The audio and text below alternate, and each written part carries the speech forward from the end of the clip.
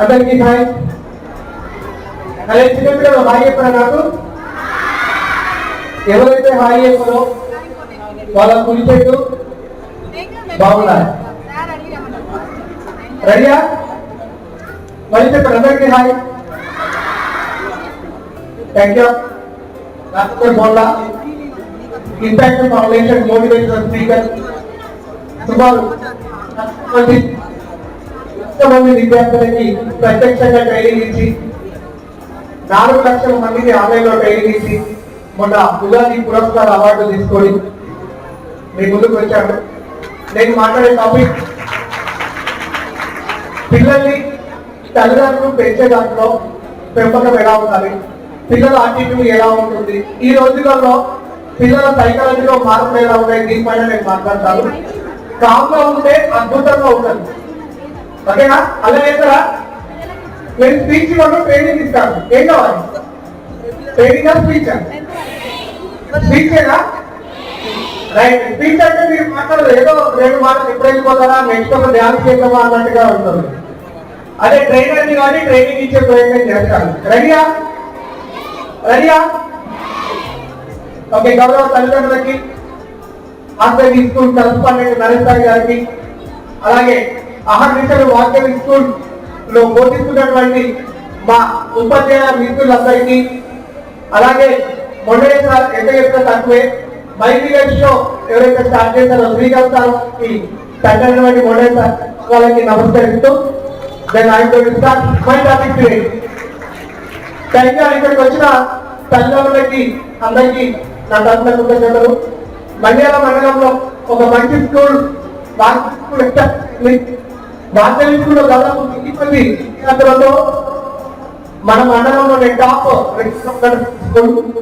చదవడంలో చాలా ఇబ్బందులు ఎదుర్కొని నరేష్ గారిని అందరూ తెలుసు, సన్నగా ఎప్పుడు చూసినా కానీ నవ్వుతూ కనపడుతుంటారు. కానీ నవ్వుతున్నటువంటి ఆ ముఖం వెనకాల ఎన్ని కష్టాలు ఉన్నాయో నాకు తెలుసు. కరోనా టైంలో బిల్డింగ్ రేట్లు కూడా ఇబ్బంది అయిపోయి సార్కు ఇష్టమైనటువంటి ఆస్తులు కూడా కోల్పోయాడు. పెద్ద పెద్ద స్కూళ్ళు మూతపడిపోయినాయి. అలాంటి సందర్భంలో కూడా ధైర్యం పెరగకుండా సార్ నా మీద ఆశపడి నా మీద నమ్మకం ఉంచిన తల్లిదండ్రులు ఉన్నారు సార్. నేను స్కూల్ వదిలిపెట్టుకోను, నా ఆస్తులు అన్ని అమ్ముడు పోయినా పర్వాలేదు, నేను స్కూల్ నుండి వెంటకు రాను అని చెప్పేసి నిలబడి ఈరోజు వార్తల స్కూల్ కల్పించుకున్నారు. నాకు తెలుసా విషయం. సార్ ఒకవైపు అయితే ఇంకో వైపు అధ్యాపక మిత్రులు ఉపాధ్యాయులు ఒకవైపు సాధనించలేవు. కరోనా టైంలో ఇబ్బంది ఉంది కూడా సార్ ఎలాగైనా సరే మీకు మేము తోడుగా ఉంటాం సార్ అని. అలాంటి సమయంలో ఏ సార్కి ఏ చిన్న ఇబ్బంది వచ్చినా సార్ని అనగానే వాళ్ళకి అవసరమైన ఆర్థిక సహాయాన్ని కూడా అందించారు. ఎన్నడూ పోయినటువంటి ముగ్గురు ఫైనాన్స్కి బంగారం పెట్టిన రోజు కూడా నాకు తెలుసు. ఇవన్నీ ఎందుకు చెప్తున్నానంటే ఒక వార్తల స్కూల్ యొక్క బ్రాండ్ ఇమేజ్ ఎలా ఉంటుందో మీ తల్లిదండ్రులకి అందరికీ అర్థం కావాలి అని. రైట్. సరే, తర్వాత ఇంత గొప్ప స్కూల్ చదువుతున్న మన పిల్లలు చాలా మంచి వాళ్ళు. నాకు తెలిసి పిల్లలు ఎంత మంచి వాళ్ళంటే really you are so great. మనం ట్రీట్మెంట్ చేయడంలో చిన్న చిన్న ఇబ్బందులు పడుతున్నాయి. ఈరోజు ఏ చిన్న ప్రోగ్రామ్ అయినా ఎక్కడైనా తల్లిదండ్రులు వచ్చేసి సార్లని ఫస్ట్ ప్రశ్నించారు, సార్ మావాడికి మార్కులు రావట్లేదు, సార్ మావాడికి తక్కువ వస్తున్నాయి. ఇదే మనం అడిగేది. ఈ లైట్ అర్థమవుతుంది, నాకు ఎవరు కనబడట్లేదు. Okay, thank. ఇది మనం చేసేటువంటి ప్రశ్నలు. సరే, నాకు ఒక 3 అబ్బాయిలు 3 అమ్మాయిలు చేసి తొందరగా 3 అబ్బాయిలు 3 అబ్బాయిలు తొందరగా. అది అమ్మాయిలు 3 వేస్తున్నారు, అబ్బాయిలు ఒక 3. ఇంతకన్నా పర్లేదు. అబ్బాయిలు ఉన్నారా ఇక్కడ? ఉన్నారు కదా, ready? Okay, right. Thank you. ఇక్కడ నిలవండి మేడం. 1 2 3 1 2. నాకు తెలుసు మీరు ఏమనుకుంటున్నారు. నాకు ప్రశ్న అడుగుతారన్నా, కెమెరా బయట మీద ఒకటే చెప్తున్నా, మిమ్మల్ని ప్రశ్న అడిగారు. సరియా? కెమెరా బయట గారు ఏమనుకోకండి మరి, అనుకో కదా.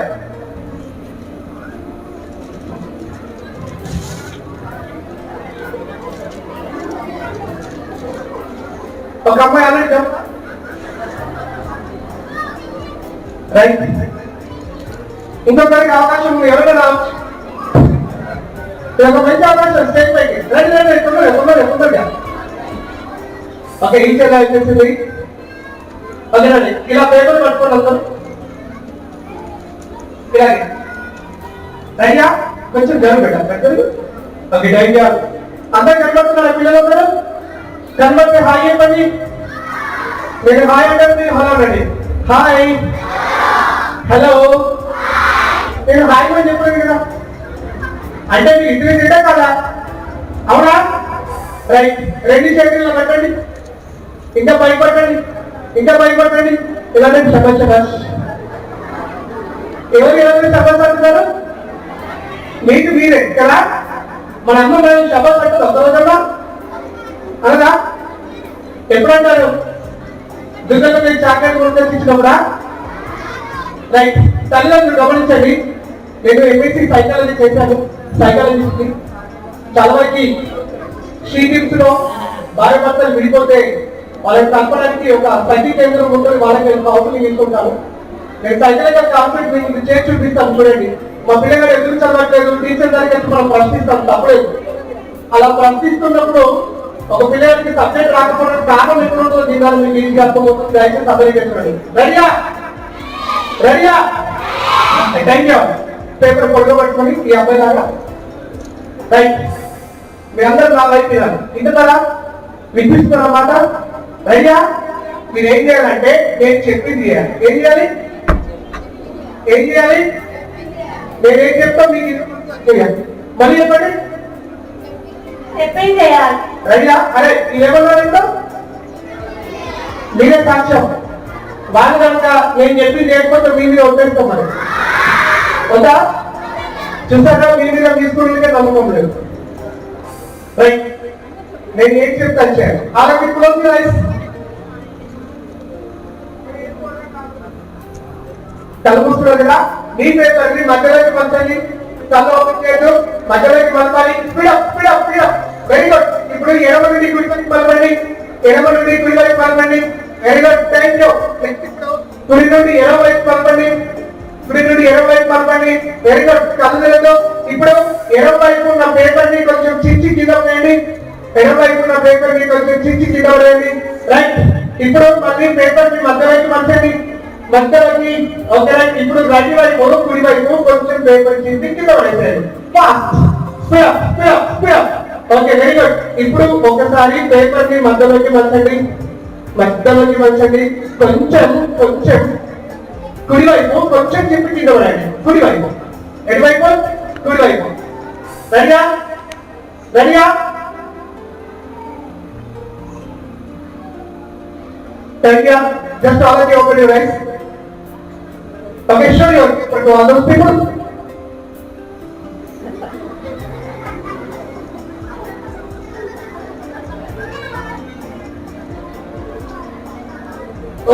ఏం చేస్తారా మీరు నవ్వుతున్నారు? రైట్. ఏ ఇద్దరు పేపర్ ఒకటి ఉందా? ఉందా లేదా? నేను అందరికి ఒకే పేపర్లు ఇచ్చానా? ఒకరికి పొడుపు ఒకరికి పొట్టి ఇచ్చానా? అందరికి ఒకరికి పేపరా? రైట్. వీళ్ళందరికీ ఇన్స్ట్రక్షన్స్ ఇచ్చింది ఎవరు? ఈ అమ్మాయికి ఒక తీరు, ఆ అమ్మాయికి ఒక తీరు, ఆ అబ్బాయికి ఒక తీరు చెప్పారా? చెప్పలే కదా. ఒకటి పేపర్ చెప్పింది నేనే. మరి అందరి పేపర్ ఒకటే ఉండాలి కదా. తేడా ఎందుకు వచ్చింది? క్లాస్ రూమ్ లో చదువు కూడా ఇలాగే పిల్లలకి అర్థమవుతుంది. ఇది మనం అర్థం చేసుకోవాలి. మనం ఎంత ఫీజు కట్టినా, హైదరాబాద్ లో చదివించినా, కార్పొరేట్ స్కూల్లో చదివించినా ఒకసారి చెప్పేది ఒకటే. ఇప్పుడు ఇక్కడ 9వ తరగతి 10వ తరగతి చదువుతున్న పిల్లలు ఏ క్లాస్ లేదు, అందరికీ అవే పుస్తకాలు, అందరికీ అవే నోట్స్, అందరికీ మ్యాథ్స్ చెప్పేసారు అతనే, ఫిజిక్స్ చెప్పేసారు ఆ క్లాస్ కి ఒకరే. సో బుక్స్ సేమే, నోట్స్ సేమే, ఎగ్జామ్ రాస్తే వచ్చే క్వశ్చన్ పేపర్ కూడా అందరికీ సేమ్ గానే ఉంటుంది. అందరికీ 24 గంటల టైం ఉంటుంది. మరి మార్కులు ఎందుకు సేమ్ గా రాదు? ఎందుకు ఒక పిల్లగాడికి 94 వస్తాయి, ఒక పిల్లగాడికి 20 కంటే తక్కువ వస్తాయి? ఒక పిల్లడు ఎందుకు ఆరోగ్యంగా తయారవుతాడంటే పిల్లలకి అర్థమయ్యే కాన్సెప్ట్ ఇలాగే ఉంటుంది. క్లాస్ రూమ్ లో టీచర్ చెప్పే విషయాన్ని ఒక్కొక్క పిల్లగాడు ఒక్కొక్క విధంగా అర్థం చేసుకుంటాడు. ఇది కాన్సెప్ట్. ఓకే, అర్థమైంది కదా. దీన్ని మళ్ళీ కంటిన్యూ చేస్తాం. ఓకే, కూర్చోండి. చెప్తాను ఇది ఎందుకు జరుగుతుంది మన పిల్లలకి. మన పిల్లల్ని మనము స్కూల్ కు పంపేటప్పుడు కొన్ని పద్ధతులు మనం కంపల్సరీగా పాటించాల్సి ఉంటుంది. అవన్నీ వన్ బై వన్ చెప్తూ వస్తుంటాం. ఇంకొకటి, ఎప్పుడైతే మనము మన పిల్లలు కొన్ని రకాలుగా ఉంటారు, అంటే వాళ్ళ యొక్క మెదడు ఫిక్స్డ్ మైండ్ అని, ఫోకస్డ్ మైండ్ అని, క్లోజ్డ్ మైండ్ అని, ఓపెన్ మైండ్ అని 4 రకాల అటిట్యూడ్ మన పిల్లల్లో ఉంటాయి. ఫిక్స్డ్ మైండ్ పిల్లలు ఏంటంటే, సపోజ్ మీ పిల్లలు ఒక మొబైల్ పట్టుకున్నాడు, వాటితో వదిలిపెట్టాడు. ఒరే నాయన, నేను సిల్వర్ పైన పాలు పెట్టాను, చక్కెర లేదు, నువ్వు షాప్ లోకి వెళ్ళి తీసుకెళ్ళాలంటే ఆ పాలు మారిపోతున్నంత వరకు వాడు ఇంట్లో మీద జరగడు, ఫోనే పట్టుకుంటాడు, బయటకు రాడు, చెప్తే వినడు. ఇప్పుడు ఈ పిల్లగాడు ఒక దానికి ఫిక్స్ అయిపోయాడు. దేనికి ఫిక్స్ అయిపోయాడు? ఫోన్ కి ఫిక్స్ అయిపోయాడు. మనం ఏం చేస్తున్నాం, స్కూల్కి వచ్చి టీచర్లకి చెప్తున్నాం, సార్ మా వాళ్ళు ఫోన్ వదిలిపెట్టలేదు సార్, మీకు కొంచెం బెదిరి ఏంటి సార్, నరేష్ సార్ మీరే ఎప్పుడు సార్ అంటారు. నేను అడుగుతున్నాను, ఆ పిల్లలకి ఫోన్ ఇచ్చేది శ్రీకృష్ణుడా, శ్రీరాముడా, యేసు ప్రభువా, అబ్దుల్ కలాం గారా? ఎవరిస్తున్నారు? పేరెంట్స్ కదండి, నరేష్ సార్ కాదు కదా. మరి ఆల్రెడీ వద్దున్నానా అని ఇంటికాడ పేరెంట్స్ చెప్తున్నారు కదా, పిల్లలకి చెప్తారు కదా. మరి మనం వాళ్ళ మాట ఇంటలేదు కదా. మన తల్లిదండ్రులు మన బాధ్యత ఏం చేస్తాం సార్, మీరే చెప్పండి. ఒక బాగా గుర్తు పెట్టుకున్నాం, అకార్డింగ్ టు సైకాలజీ, ఏ పిల్లలైతే అమ్మకి నాన్నకు ఇంటి దగ్గర విలువ ఇవ్వడో వాడు సొసైటీలో ఎవరికి విలువ ఇవ్వండి. మేము చెప్తాను, మీ టీచర్ అనుకోండి, అమ్మ మీరు చెప్తే వింటారా? వెంటనే టీచర్ సార్ మరి మీరు ఎగ్రీతో చెప్తే వింటారా? వినడు. మీ ఊళ్ళో సర్పంచ్ చెప్పింటారా? వినడు. మరి మాకెలా వినిపిస్తాడు? మేము చెప్తే ఎలా వింటాడు? కాబట్టి దయచేసి తల్లిదండ్రులు మనం గుర్తు పెట్టుకోవాలి, మనం చెప్పినట్టు మన పిల్లగాడు వినాలి. అలా వింటేనే బెటర్. ఒకరోజు తల్లిదండ్రులు ఏమంటారు, స్కూల్లోకి వచ్చిన తర్వాత, సార్ అని బెదిరిస్తే ఏమైనా వేసుకుంటారేమో నాకు భయం పడుతుంది సార్.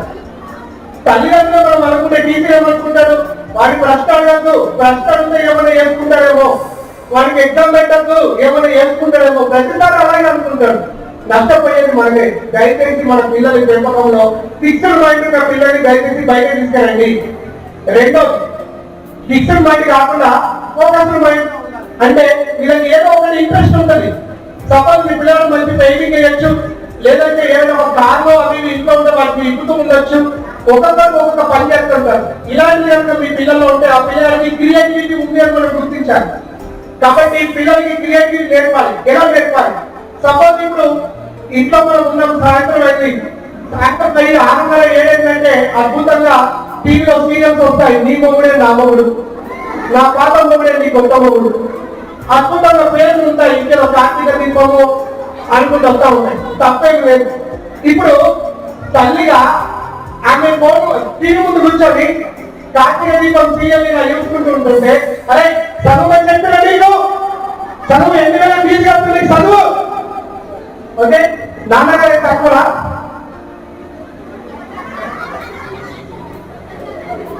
అన్నది డాక్టర్ చెప్పిన నీకు అడుగుంది వాడు తింటా, అరే నువ్వు చదువురా. రైట్, ఈ సిచ్యువేషన్ లో తప్పేం లేదు, మనకు అది అవసరం లేదు. కామెడీ చెప్తున్నారు, దయచేసి ఏమనుకోకండి. ఇక్కడ సింపుల్ గా దీన్ని మనం టీవీ ఆఫ్ చేసినాం, అదే నాన్న ఇట్లా ఏబిసిడి మొత్తం నీకు ఎంత 26 తెలుసు. 26కి నెంబర్లు వేస్తే 1 2 3 4 5 నెంబర్లు వేస్తే ఈ అనే అక్షరానికి ఎంత నెంబర్ వస్తుంది? ఇది ఎంత ఆన్సర్ ఎంత వస్తుంది? 2 నిమిషాలు అనుకోం మనం, తప్ప మన పిల్లలే కదా. అరే ఒకవేళ 15 నెంబర్కి ఏమొస్తుంది సార్? ఓ వస్తుంది సార్. ఓకే, 22కి ఏమొస్తుంది? అప్పుడు ఈ చెప్తాడు. అలా చెప్పిన తర్వాత ఇది కాన్సెప్ట్ అయిపోయిందా? సెకండ్ గేమ్ పెట్టా నీకు నాకు. ఇంగ్లీష్ లో 3 నెంబర్ దేనికి వస్తుందో ఆ నెంబర్ తో ఉన్నటువంటి ఒక ఎనిమల్ పేరు చెప్పు అని మనం అనుకోండి. అప్పుడు పిల్లలు ఏం చేస్తారు? ఇంగ్లీష్ లో నెంబర్ 3 వచ్చేది సితో వచ్చి ఒక ఎనిమల్ పేరు చెప్పడం ఏమంటారు? క్యాట్ అంటాడు. ఇప్పుడు ఇంకొక అబ్బాయి అనుకోండి, నాయన క్యాట్ అంటే దాని వల్ల మనుషులకు ఉపయోగం ఏంటని మనం అనుకోండి. పిల్లలు ఇబ్బంది అవుతారు. టీవీ చూస్తే వచ్చే ఆనందం కంటే ఈ ఆనందం తల్లిదండ్రులకి ఎక్కువగా కాదని చెప్పండి. బాగుంది కదా, టీవీ కంటే బాగుంది కదా. లేదు ఇప్పుడు చెప్పండి, ఒరే నాన్న నేను ఫోన్ పక్కన పెట్టాను, టీవీ పక్కన పెట్టాను, ఇద్దరు కూర్చుందాం బేట. ఇప్పుడు ఎండాకాలం కదా, పిల్లగాడు ఇంటర్ పెట్టాడు, దాని మన ఎగిరింటే ఒక ముస్లింకి పెన్షన్ రావట్లేదట. ఇప్పుడు ఈ అమ్మాయిని వెళ్తాం తీసుకెళ్లి నువ్వు ఎంఆర్ఓ ఆఫీస్ కి పోయినావు. ఎంఆర్ఓ ఇప్పుడు నేనే ఎంఆర్ఓ అని నువ్వు నా దగ్గర నుంచి మాట్లాడు. ఎలా మాట్లాడతావు? ఈమెకు పెన్షన్ ఇప్పి మరి నువ్వు ఎలా మాట్లాడతావు అన్నప్పుడు నువ్వు నడుచుకుంటూ రావాలనుకోండి, పిల్లలు ఇంట్లోనే ప్రాక్టీస్ చేస్తాడు. వచ్చేసి మేడం నమస్తే అంటాడు. అట్లా పెట్టా బాగా మాట్లాడు, ఇంకా బాగా మాట్లాడు, రెస్పెక్ట్. ఒక ఎంఆర్ఓ ముందు మనం ఎలా ఉండాలి అని ఇలాంటి పద్ధతులు మనం ఇంటి దగ్గర చెప్పినాం అనుకోండి, ఏ పిల్లలు మన మాట ఏ పిల్లలు ఉండడు. ఒక గొప్ప జనరేషన్ మన ఇంట్లో నుంచి ప్రారంభించబడుతుంది. ఇది క్రియేటివ్ మైండ్. ఫిక్స్డ్ మైండ్ లో పిల్లల్ని క్రియేట్ అక్కడ చేయాలి. క్లోజ్డ్ మైండ్ తప్పుగా ఉంటారు, చెప్తే అర్థం కాదు, ఎంత చెప్పినా విధం. పిల్లలు మన మాట వింటారు అనుకుంటే మనం చేసింది చేస్తారు.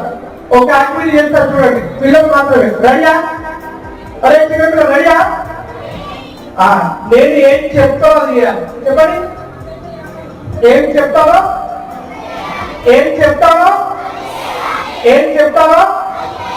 చెప్పి మీరు కళ్ళు మూసుకోవాల్సిన అవసరం లేదు. ఇతర కెమెరామెన్ మీద కొట్టేయండి. రెడీయా?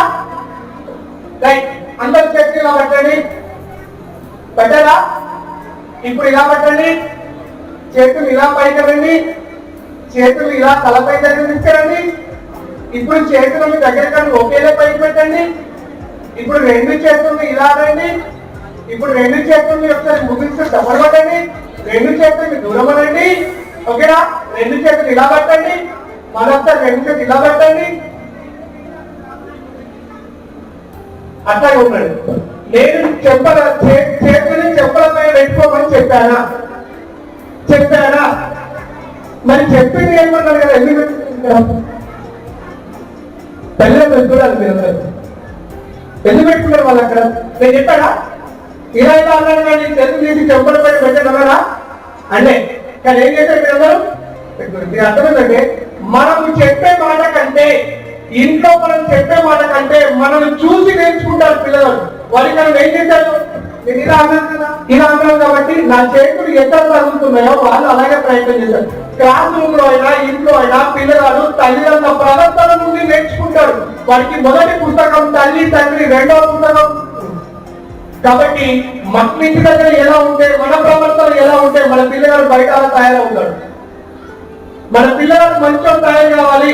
మీ అందరికీ తెలుసు సార్, కళ్యాణ మండలంలో మా యొక్క కొడుకు పేరు వినబడాలి. రైట్. మావాడు ఒక గొప్ప పొజిషన్ లో ఉండి అందరికీ కనబడాలి. రైట్. మీ యొక్క కొడుకు పేరు ప్రపంచానికి వినబడాలన్నా, వారి యొక్క పేరు 10 మందికి కనబడాలన్నా ముందు వారి క్యారెక్టర్ నిలబడాలి. ఆ క్యారెక్టర్ నిలబడాలి అంటే దానికి కారణం మనమే. మనం ఎంత బాగా పుషింగ్ ఇస్తామో పిల్లలు అంత బాగా పెరుగుతారు. అది మనం నేర్చుకోవాలి.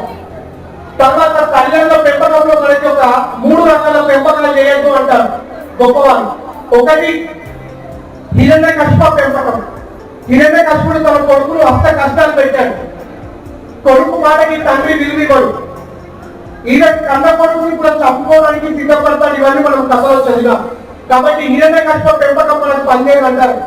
ఎందుకంటే మన పిల్లగాడి ఇంట్రెస్ట్ ఎక్కడ ఉన్నది, వాడు దేన్ని ఇష్టపడుతున్నాడు, దేన్ని ఎలా ఉంటున్నాడు మనకి తెలియాలి.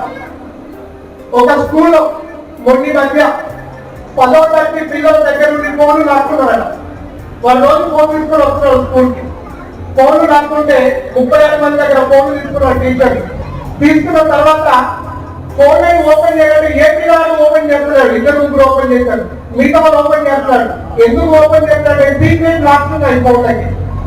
మనం గుర్తుపెట్టుకోవాలి, మీ కొడుకుకి వాట్సాప్ కి సీక్రెట్ లాక్ ఎందుకు పెట్టుకుంటున్నారు? వాడు ఏంటి కలిపి ఎంతో అనుమానించే అవకాశం మనకు లేదా? సీక్రెట్ లాక్ వాడికి ఏమవుతుంది ఈ ఏజ్ లో? అది మనం గుర్తుపెట్టుకోవాలి. అందుకే పిల్లల్ని మనం ఈ కన్నుతో నమ్మితే, ఈ కన్నుతో మనం కంపల్సరిగా అనుమానించడం ప్రారంభించాలి. అనుమానించడం అంటే పెద్దగా కాదు, నేను చెప్పాను చిన్న వాళ్ళ ప్రవర్తన. ఎంతసేపు పిల్లగాడు ఇంటి దగ్గర ఉన్నట్టుగా బయట ఉన్నాడు. ఇంటి దగ్గర మీకు ఏ తప్పు చేయడానికి కనబడతారు, కానీ స్కూల్లోకి వెళ్ళండి వాళ్ళ ఒంట్లో చేస్తారు, టీచర్లు చెప్తారు. చెప్తే మనం నమ్మం దాన్ని, ఇలా ఉంటారు అనుకుంటాం. కాబట్టి మన పిల్లలు మనం గుర్తుపెట్టుకోవాలి.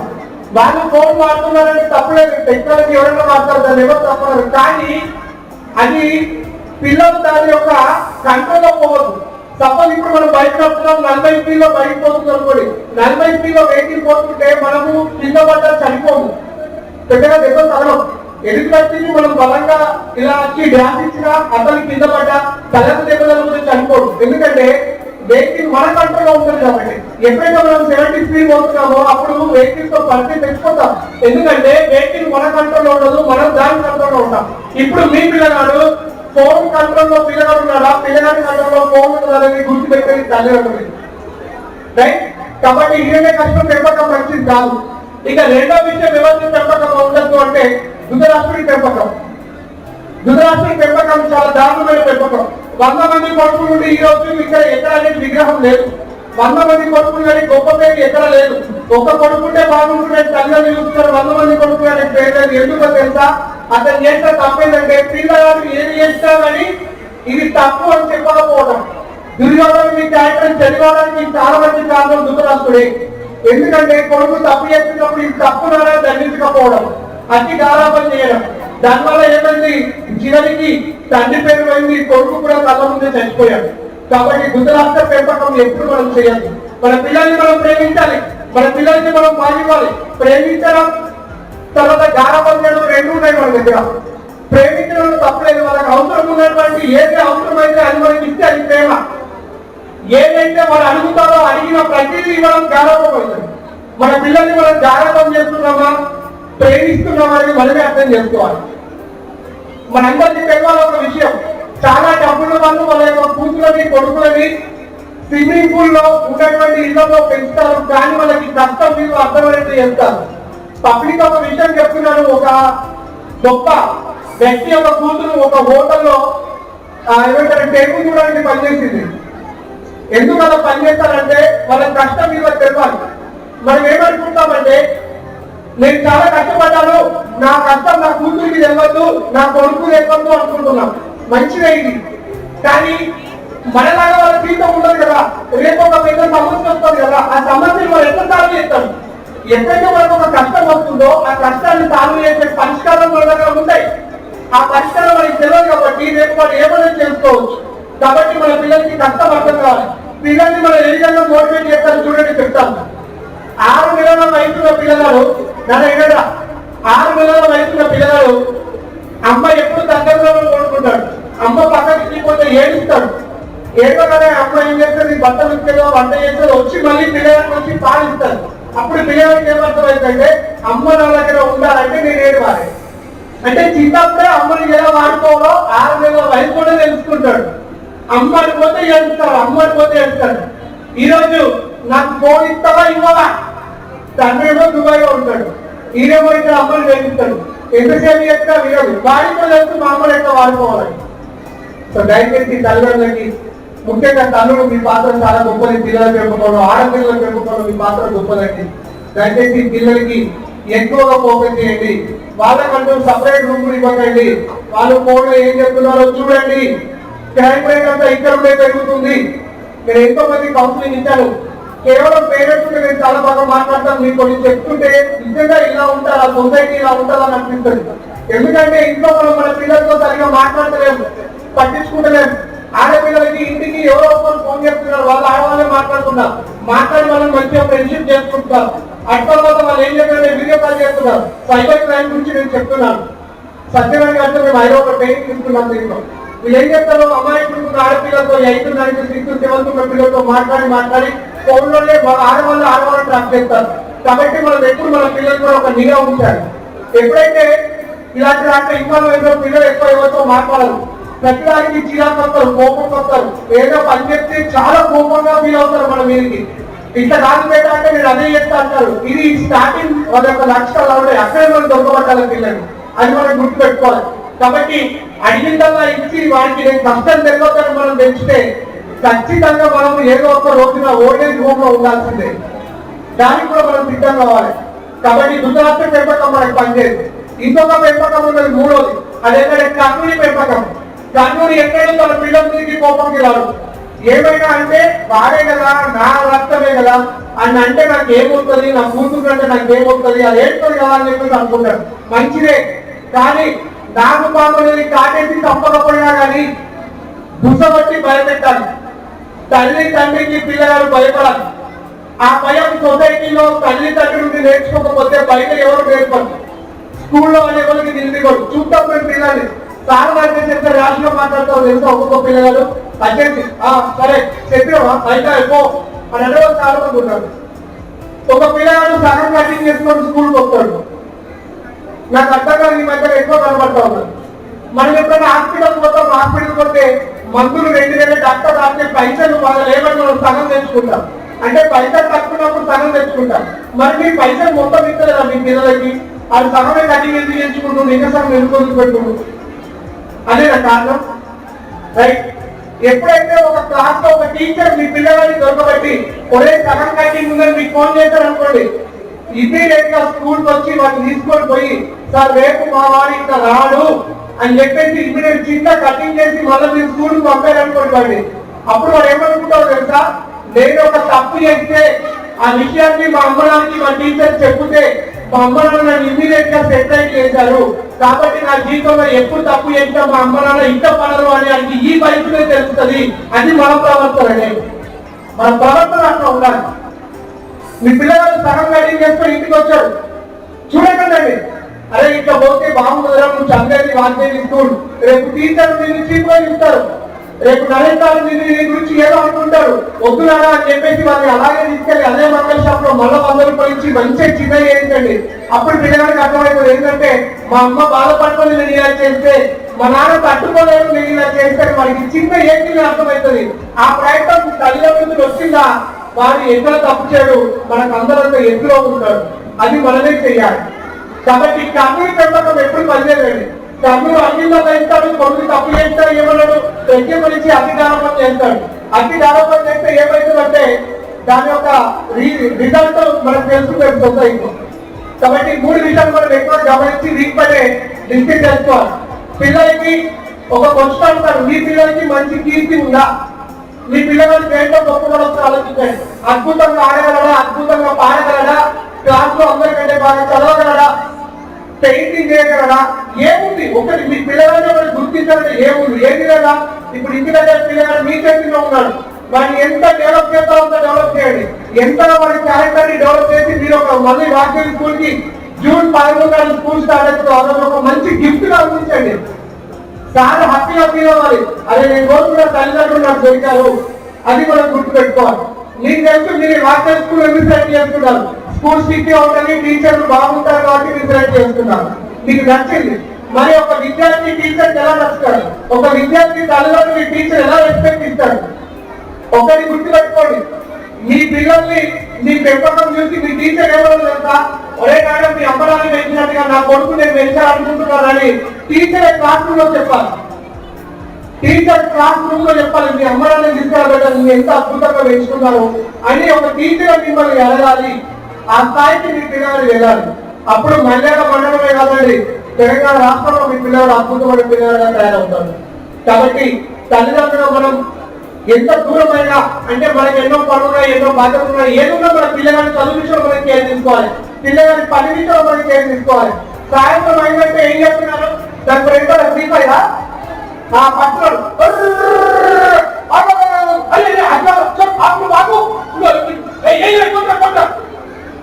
ఇది పిల్లలు ఆడే బాగా అనుకున్నప్పుడు మీరు పక్క నుండి వీడియో తీయండి, ఆ వీడియో మనకి పెట్టండి. మీరు పిక్చర్ కూడా అనుకుంటారు, వాడే అనుకుంటారు, మళ్ళీ కాదు. అంతగా ఇన్వాల్వ్ అయిపోయారు. మరి ఇంటర్నెట్ నా కొడుకు మళ్ళీ అది చెప్తున్నా, మీరు కన్న కొడుకు మీకు తినకపోతే ఎవరికి వింటారో చెప్పండి, అక్కడ తీసుకోపోదండి. ఎవరికి వింటారు ఈ ప్రపంచంలో? ఎవరికి వినరు, మన దగ్గర తినాలి. కాబట్టి వినే విధంగా ప్రయత్నం చేయండి. మీ పిల్లలకి ఏదైనా ఇంట్రెస్ట్ ఉందో దాంట్లో చేయండి, వాళ్ళు అద్భుతమైనటువంటి కొడుకుగా తయారవుతారు. ఎప్పుడైతే మీరు ఒక 5, 6, 7 తక్కువ పిల్లలు కూడా కేర్ తీసుకోండి, వాడు చదువులో మంచిగా అవుతాడు. తర్వాత మీరు చెప్పాల్సి వస్తుంది 8, 9, 10 వాడి చదువుకుంటూ వెళ్ళిపోతారు. ఎందుకంటే ఎప్పుడైతే వాళ్ళు బాగా చదువుతారో సార్లు వాడికి వినిపిస్తారు, క్లాస్ లో ప్రతి విషయంలో వాళ్ళని తీరుస్తారు. ఎప్పుడైతే అందరూ సార్లు వాడిని ఫోకస్ చేశారో, నేను చదవకపోతే నాకున్న రెస్పెక్ట్ పోతాను, వాళ్ళు అలవాటు ఆటోమేటిక్ గా అవుతాడు. ఏ టీచర్ అడిగినా చెప్తారు ఇక్కడ ఉన్న వాళ్ళలో, అవునా కదా? కాబట్టి ఆ ప్రయత్నం చేయండి. అండ్ ఇక ఫైనల్ గా వాంటెడ్ స్కూల్ నుండి బయటకు వెళ్తున్న 10వ తరగతి విద్యార్థులు ఎక్కడ ఉన్నారో తెలియదు. చాలా బిజీగా ఉన్నారు. కెరీర్ గైడెన్స్ చాలా ముఖ్యమైనది. వాళ్ళకి 10/10 రావాలి. ప్రతిసారి 10/10 వాచ్ చేసుకుంటుంది. క్వశ్చన్ పేపర్ తప్పైన సిలబస్ తగ్గినా కానీ తర్వాత మార్క్స్ కాపింగ్ గురించి మనసులో పెట్టుకోవద్దు. ఇంకా చాలా స్ట్రిక్ట్ గా ఉన్నది. ఇంకొక వారం అయితే క్వశ్చన్ పేపర్ వస్తాయి మీ అందరికి. ఆల్రెడీ ఇంటర్మీడియట్ క్వశ్చన్ పేపర్ వచ్చేసినాయి. వాళ్ళకి ఇంటర్మీడియట్ వాళ్ళకి June 6 ఎగ్జామ్ స్టార్ట్ అయితే మీకు కొంచెం లేట్ గా ఉంది. కాన్సెప్ట్ బాగా చదవండి, బాగా అర్థం చేసుకోండి, మంచి మార్కులతో తీసుకెళ్ళండి. మీకు బాసర ట్రిపులెట్ లో సీట్ వస్తుంది. బాసర ట్రిపులెట్ లో సీట్ వస్తే 2 సంవత్సరాల ఇంటర్మీడియట్, 4 సంవత్సరాల ఇంజనీరింగ్ ఈజీగా దొరుకుతుంది. మీరు ఏ హైదరాబాద్ లో ఏ కాలేజ్ లో చదవాలంటే ఈ రోజు తల్లిదండ్రులు కలిసి 2 లక్షలు కట్టాల్సిన ఇంటర్మీడియట్ కి 1 సంవత్సరానికి 2 లక్షలు, 4 లక్షల రూపాయలు ఇప్పుడు తండ్రి రెడీ చేసుకొని పెట్టుకోవాలి. 4 లక్షల రూపాయలు ఒక తండ్రి ఒక కూతురు చదువు మీద కొడుకు చదువు మీద ఖర్చు చేయడం చాలా కష్టమని. కాబట్టి మీకు ఫ్రీ ఫీజు దొరుకుతాయి. Admission late of polytechnic. ఒక రోజు నేను స్పెషల్ గా మీ వరకు వచ్చి కెరీర్ గైడెన్స్ పైన స్పెషల్ గా ఒక ప్రోగ్రామ్ చేస్తాను. మీరు వీలైతే మోడల్ ఐడియాస్ అనే ఒక యూట్యూబ్ ఛానల్ ఉంది. దాంట్లో మీరు చూసుకోవచ్చు.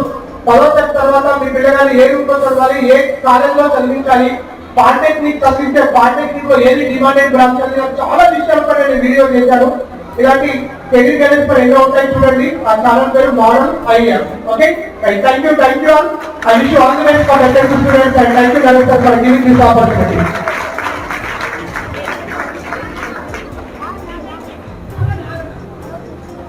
Thank you, sir, for your contemplative, extraordinary and motivating speech. That is very useful in our practical life.